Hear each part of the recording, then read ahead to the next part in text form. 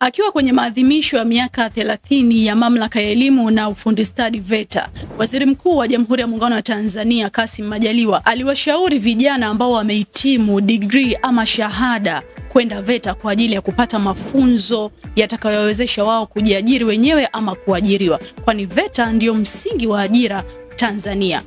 Baada ya kauli hiyo ya Waziri Mkuu wa Jamhuri ya Muungano wa Tanzania Kassim Majaliwa, kumekuwa na mizaa mingi ambayo inaendelea mitandaoni ikionyesha machapisho yanayosema kuwa baadhi ya wahitimu wa vyuo fulani ama kozi fulani hawapaswi kwenda VETA. Kwa hiyo kutokana na kauli hiyo, Msasa Fact Check tumeweza kufuatilia kwa kina na kubaini kuwa machapisho hayo si sahihi kabisa, kwani machapisho hayo hayajachapishwa kwenye ukurasa rasmi wa Millard Ayo, lakini pia chapisho hili halijachapishwa kwenye akaunti rasmi ya Waziri Mkuu ya mtandao wa X. Hii ni Msasa Fact Check na mimi ni Esther Madege.